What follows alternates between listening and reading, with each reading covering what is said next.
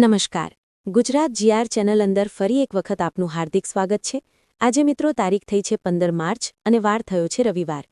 આજના દિવસે જે આગાહી દર્શાવવામાં આવી રહી છે, જે ગઈકાલની આગાહી હતી, એ પ્રકારે મિત્રો વિવિધ જિલ્લાઓની અંદર હવે ફરી વખત વાતાવરણનો પલટો ગુજરાત રાજ્યમાં જોવા મળી રહ્યો છે. આ સાથે અંબાલાલ પટેલ અને પરેશભાઈ ગોસ્વામીએ પણ આગાહી છે એ વ્યક્ત કરી છે અને આ આગાહીમાં કહેવામાં આવ્યું છે કે ગુજરાત રાજ્યની અંદર મિત્રો 15 માર્ચથી લઈ અને આવનારી 28 માર્ચ સુધી વાતાવરણની અંદર છે વરસાદવાળું વાતાવરણ રહેવાની શક્યતા 80% સુધી દર્શાવવામાં આવી રહી છે. હા મિત્રો, અત્યારે ચોમાસું નથી, શિયાળો પણ પૂર્ણ થઈ ગયો છે અને હવે ઉનાળાની ઋતુ શરૂ છે, પરંતુ એ પહેલાં તમને જણાવી દઈએ તો પૂર્વ ભારતના 4 થી 5 એવા વિસ્તારો છે. અસમ છે, ખાસ કરીને ઢાકા છે, અને બાંગ્લાદેશ નજીકના જે વિસ્તારો ભારત દેશના જે છે ત્યાં અત્યારે વરસાદી માહોલ જોવા મળી રહ્યો છે. બીજી તરફ ઉત્તર ભારતમાં પણ આપણે આગાહી જોઈએ તો ઉત્તર ભારતના પણ 6 થી 7 એવા રાજ્યો છે. જમ્મુ કાશ્મીર, શ્રીનગરથી લઈ હિમાચલ પ્રદેશથી ઉત્તર પ્રદેશ અને ઉત્તરાખંડથી લઈ અને મિત્રો દિલ્હી સુધી આટલા જે વિસ્તારો છે એ વિસ્તારોની અંદર પણ વાદળ છે એવું વાતાવરણ જોવા મળી રહ્યું છે.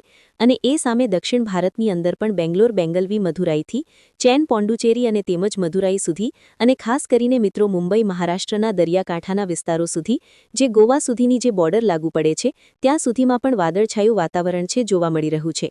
તો એ જ પ્રકારે હવે ગુજરાતમાં પણ આવનારી કાલ એટલે કે 15 માર્ચે ગુજરાતના 4 થી 5 એવા જિલ્લાઓ છે.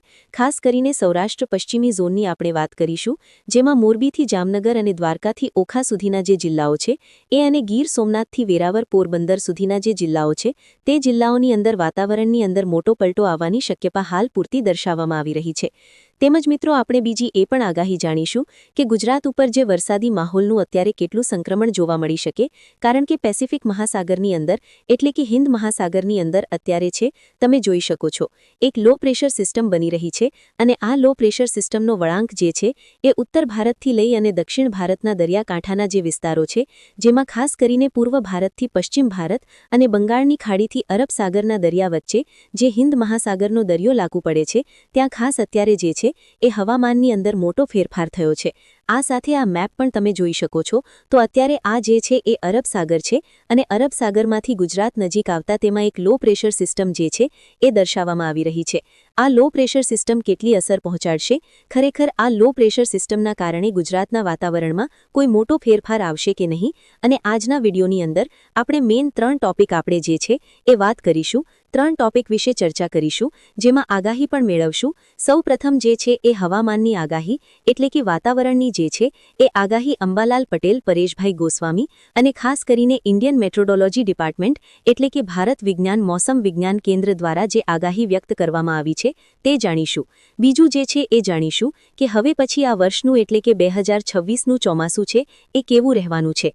ત્રીજું જે છે એ આપણે જાણીશું કયા કયા જિલ્લાઓની અંદર અત્યારે કરા પડવા સાથે સાથે વરસાદની અને માવઠાની આગાહી દર્શાવવામાં આવી છે. ખરેખર માવઠું ગુજરાત રાજ્યમાં થવાનું છે કે નહીં એ તમને આજના વિડીયોની અંદર જણાવીશું. ખાસ તમે આજનો વિડીયો છેલ્લે સુધી જોતા રહેજો. અને જે પણ મિત્રો નવા છે આપણી આ યુટ્યુબ ચેનલ ઉપર, ફેસબુક પેજ ઉપર, દરેક મિત્રોને વિનંતી છે તમે જો હજી સુધી અમને ફોલો નથી કર્યા તો અત્યારે જ ફોલો કરી લેજો.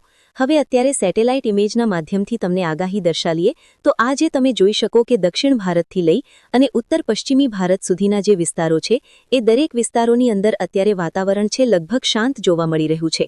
પરંતુ પૂર્વ ભારતની અંદર પણ આપણે તમે જોઈ શકો છો આ મેપના માધ્યમથી આ પૂર્વ ભારતનો ભાગ છે. પૂર્વ ભારતમાં બાંગ્લાદેશ લાગુના વિસ્તારની અંદર અને ભારતની જે બોર્ડર આવે છે ત્યાં અત્યારે વીજળીના કડાકા ભડાકા સાથેના વરસાદ છે જોવા મળી રહ્યો છે. એવી જ વીજળીના ચમકારા મિત્રો અરબ સાગરની અંદર, જ્યાં કરાચીના દરિયાની અંદર અને કચ્છના દરિયાની અંદર આ જ પ્રકારનું વાતાવરણ જોવા મળી રહ્યું છે. તુર્બેટથી લઈ અને કરાચીના દરિયા વચ્ચે પણ વીજળીના કડાકા ભડાકા સંભળાઈ રહ્યા છે. એટલે કે આ વિસ્તારની અંદર વાતાવરણની અંદર પલટો આવ્યો છે. અહીં તમે જોઈ શકો છો આ લો પ્રેશર સિસ્ટમનો એરિયા છે અને લો પ્રેશર સિસ્ટમ જ્યારે પણ આગળ વધે ત્યારે કન્ટિન્યુઅસલી જો આ સિસ્ટમ આગળ વધતી હોય તો વેલમાર્ક લો પ્રેશરની અંદર પરિવર્તિત થાય છે. વેલમાર્ક લો પ્રેશરવાળી સિસ્ટમ જ અંતે જે છે એ સાયક્લોનિક સર્ક્યુલેશનના ફોર્મમાં ટ્રાન્સફર થતી હોય છે.